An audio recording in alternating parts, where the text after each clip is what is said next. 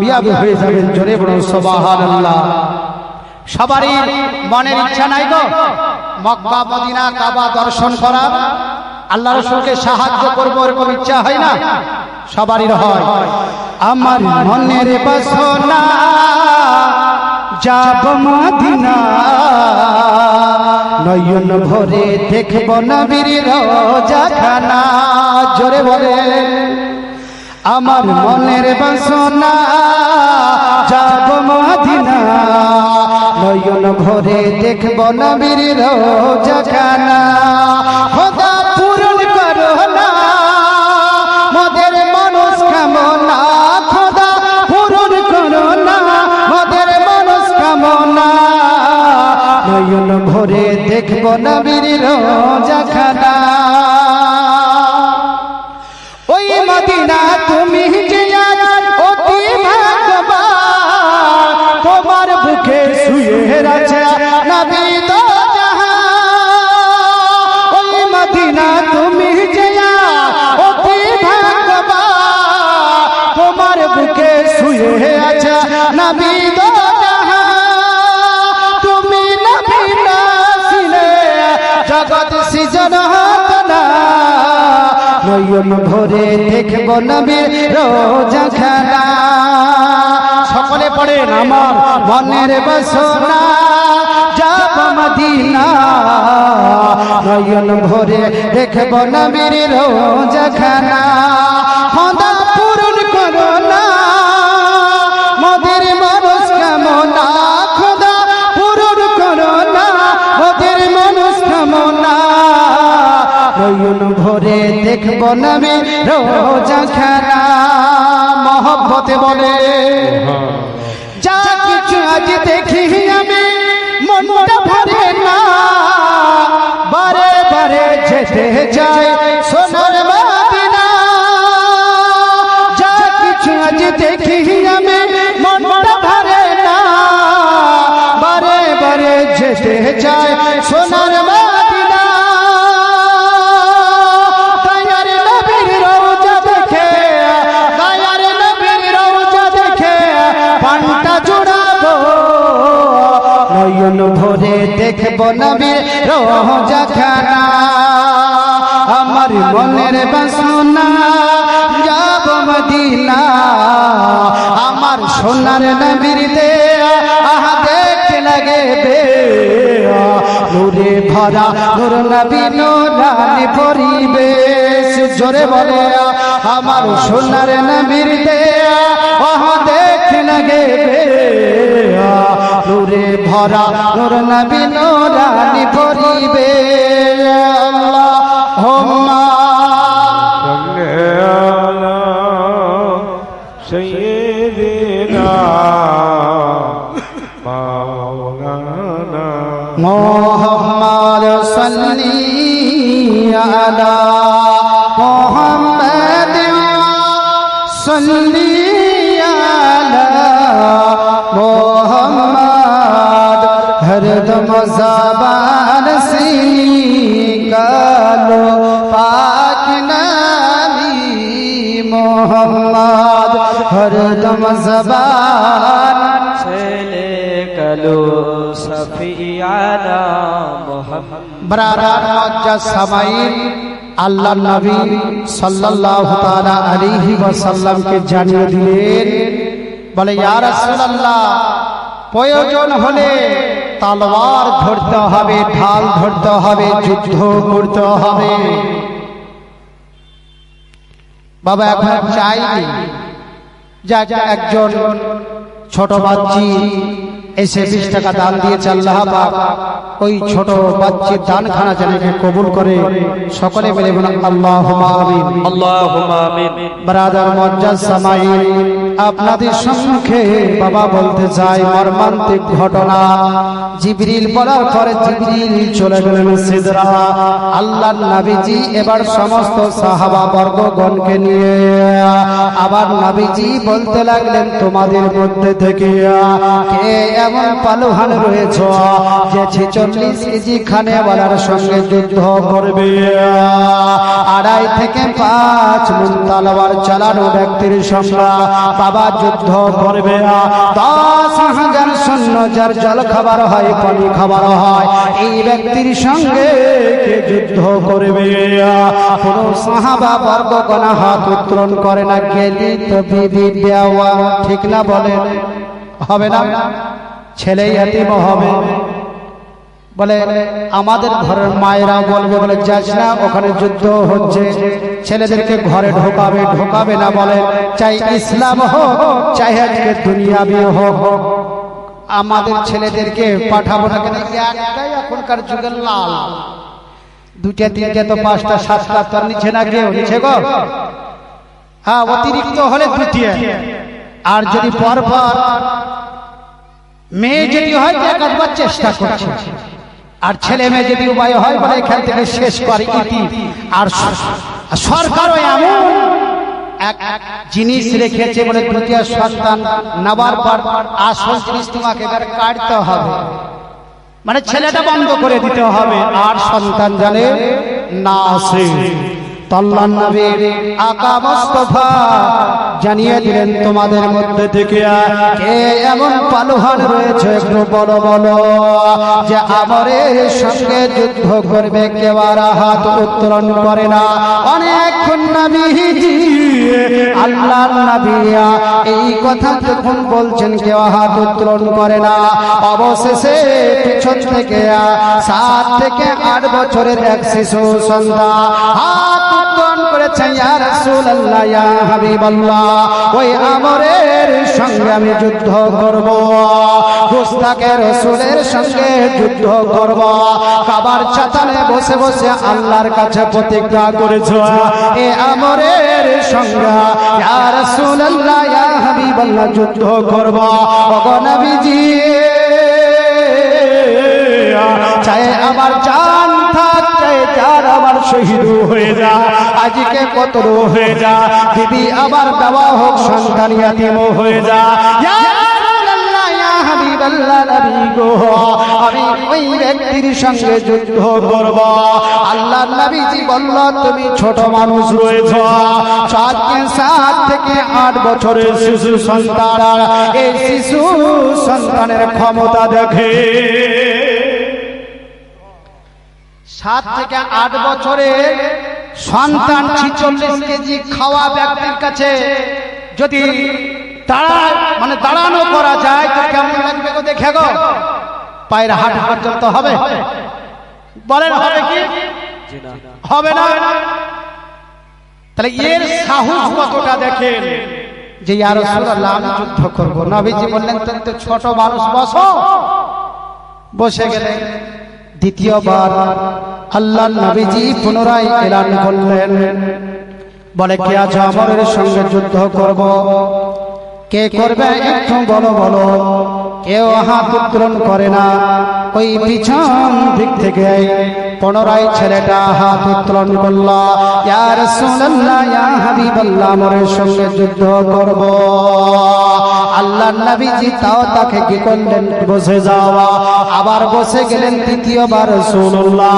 আবার এলান করলেন কে আছো গো আজকে ওই আমরের সঙ্গে যুদ্ধ করবে তৃতীয়বার পুনরায় ওই সন্তানটা হাত উত্তোলন করল আল্লাহর নবীজি কি করলেন নিকটবর্তী ডেকে নিলে আর টাকার পর বলল তুমি কি তার সঙ্গে যুদ্ধ করতে পারবে ইয়া রাসূলুল্লাহ ইয়া হাবিবাল্লাহ নবী গো আপনার মহব্বতে আমি তার সঙ্গে যুদ্ধ করব 46 কেজি খানেওয়ালা ব্যক্তির সঙ্গে যুদ্ধ করব ওগো নবীজি চাই আবার জান থাকুক চাহে না থাকো মুস্তাকে রাসূলের সঙ্গে আমি যুদ্ধ করব মোকাবেলা করব আল্লাহর নবীজি সাহস দেখে বুকখানায় লাগিয়ে নিলেন এই সন্তানের নাম কি জানে কি নাম জানেন ওই 7 থেকে 8 বছরের ছেলেটার নাম কি এখন বাবা বলবো না এটা লাস্টে বলবো এখন যদি বলে দিই তো জানাই হয়ে গেল নাকি বলেন ইনশাআল্লাহ বলবো না বলে যাব মুআজ্জাজ সামাঈন আল্লাহর নবী বলল তুমি যে তার সঙ্গে যুদ্ধ করবে কোন তলোয়ার রয়েছে বলে ইয়া রাসূলুল্লাহ একবারে খালি হাত বলে খালি হাতে যুদ্ধ করবে 2.5 থেকে 5 মণ তলোয়ার, আর এই ব্যক্তির সঙ্গে তুমি যুদ্ধ করবে খালি হাতে।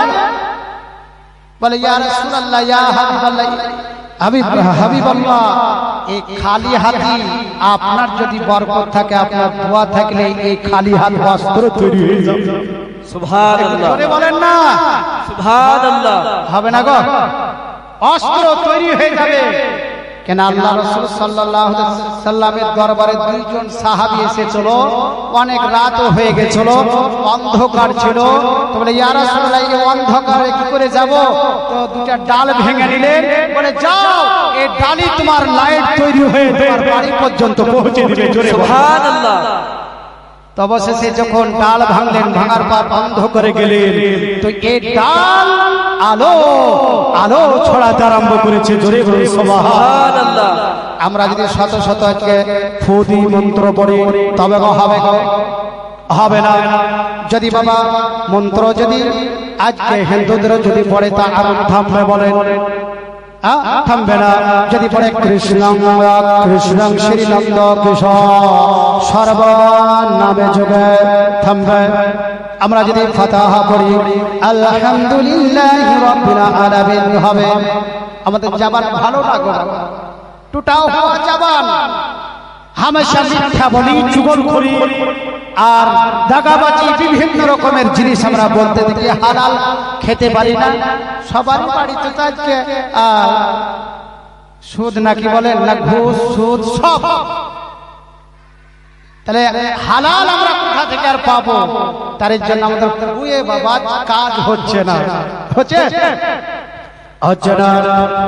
আল্লাহর নবীজি বাবা এমন সময় পেলে ইনশাআল্লাহ আপনাদেরকে শোনাবো। দেবতা কোনদিন খেয়েছে শুনেছেন? দেবতা জি ভরে ফল ফল খেয়েছে, দেবতা হাত ধরে মুনাজাত করেছে শুনেছেন? না।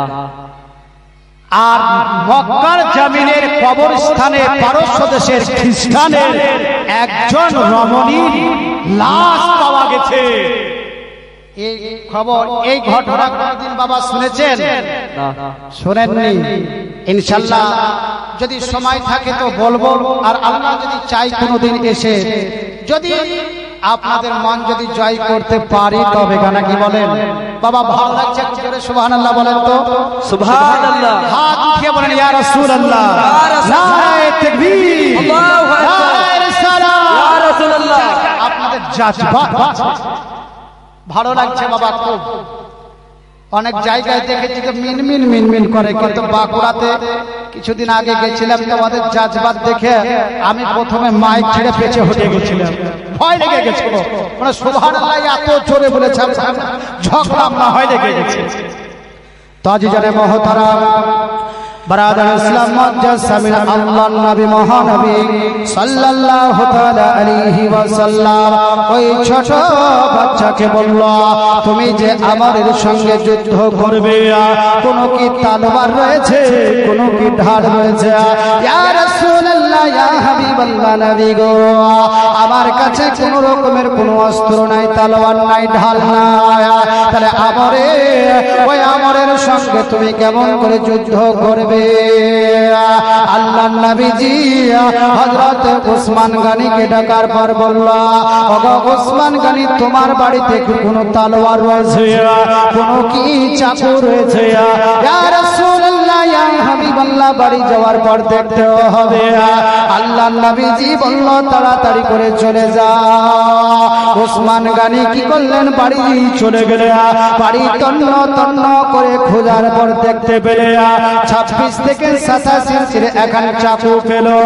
ওই চাকু খান নিয়ে যাওয়ার পর আল্লাহর নবীর নিকটে হাজির। ইয়া রাসূলুল্লাহ, ইয়া হাবিবাল্লাহ নবী গো, এর চাইতে বড় তলোয়ার আর কারণে আমার নবী মুস্তাফা বলল এতে কাজ হবে না। 7 থেকে 8 বছরের শিশু সন্তানকে আল্লাহর নবীজি তলোয়ার খান দিলে ওই চাকু খান দেওয়ার পর বলল ওরে শোনো শোনো আমার সিনাতে একটু লেগে যা। আমার নবী মুস্তাফা জানিয়ে দিয়েছে যেই ব্যক্তি আমার সঙ্গে মাস করলো ওই ব্যক্তির জন্য জাহান্নামের আগুন হারাম হয়ে গেছে। সুবহানাল্লাহ। যারা আমার সঙ্গে মাস করলো স্পর্শ হলো তাদের জন্য জাহান্নামের আগুন আল্লাহ পাক হারাম করে দিয়েছে। সুবহানাল্লাহ। তো নবী মুস্তাফা সাল্লাল্লাহু আলাইহি সাল্লামের সঙ্গে মাস হয়ে গেল। হয়ে যাওয়ার পর বলে যাও আমার সঙ্গে এবার যুদ্ধের জন্য প্রস্তুতি নিয়ে যাও, চলে যাও। আমাকে মারার জন্য কাবার চাতালে প্রতিজ্ঞা করেছে খোদার কাছে। যাও বদলা নাও। কিছু কিছু সাহাবা বর্গগান ছিল, তখন বেশি বাবা সাহাবা ছিল না। ওনারা চিন্তা করছে যে এত ছেলে তার সঙ্গে যুদ্ধ করে কি ফল পাবে। আল্লাহ রাসূলের কদম বসি করলেন চুম্বন দিয়ে। এই সন্তান চলতে লাগলো আমার সঙ্গে যুদ্ধ করার জন্য। জোরে বলে সুবহানাল্লাহ। সুবহানাল্লাহ। যুদ্ধের ময়দানে গেলেন। যাওয়ার পর আমরকে ডাকছে, আমর তোর মার কতটা যুদ্ধ পান করেছিস, এবার আমার সঙ্গে যুদ্ধ করে দেয়। সুবহানাল্লাহ। 46 কেজি করে আমি প্রতিদিন খাই, 2.5 থেকে 5 মণ তলোয়ার চালাই, 10,000 সৈন্য যার পানি খাবার জল খাবার, তাকে এরকম ভাবে ডাকে।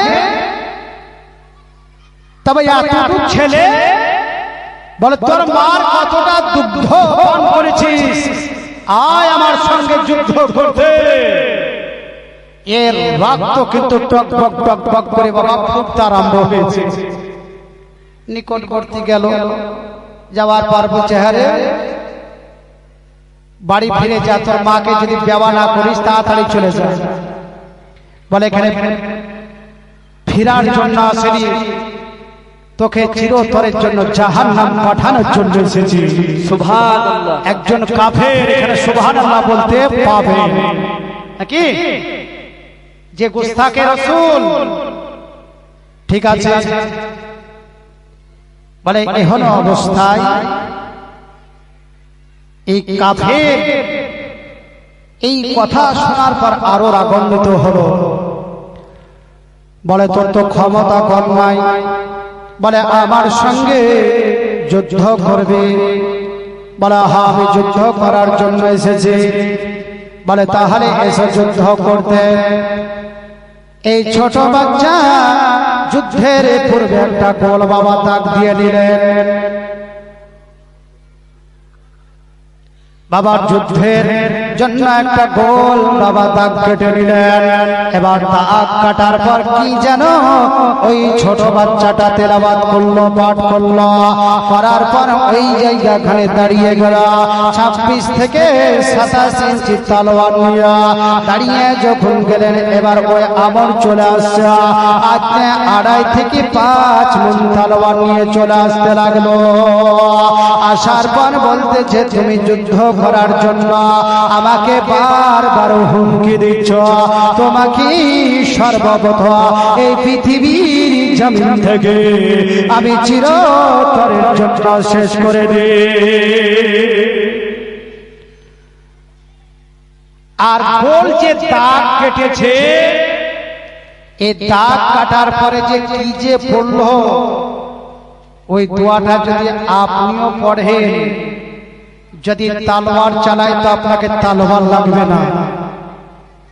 যদি বন্দুকের গুলি যদি ফায়ার করে তো সাইড কেটে চলে যাবে, আপনার শরীরে স্পর্শ করবে না। ওই দোয়াটা শিখবেন বাবা। বলেন দুশ্মন যদি বান চালায়, বান চালানি বান হোক আর যে কোনো বান হোক, জাদুবিদ্যা হোক, আপনার শরীরে স্পর্শ হবে না, এটা গ্যারান্টি চ্যালেঞ্জ দিয়ে বললাম। শিখবেন? জি যদি শিখেন তো আল্লাহর ঘরের জন্য 5,000 টাকা 5 জন ব্যক্তির কাছে চাই। এত মূল্যবান একটা দোয়া আপনাদেরকে বলবো। কে একজন যে আরে আমি কি পকেটে ভরে চলে দাঁড়ান না, এত তাড়াহুড়া করছেন কেন? হাতে থাকুক না, আমি তো পকেটে ভরে নিয়ে চলে যাচ্ছি না। আরে টাকা যদি হাতে থাকে দেখেও তো কেউ বলবে যে না কেউ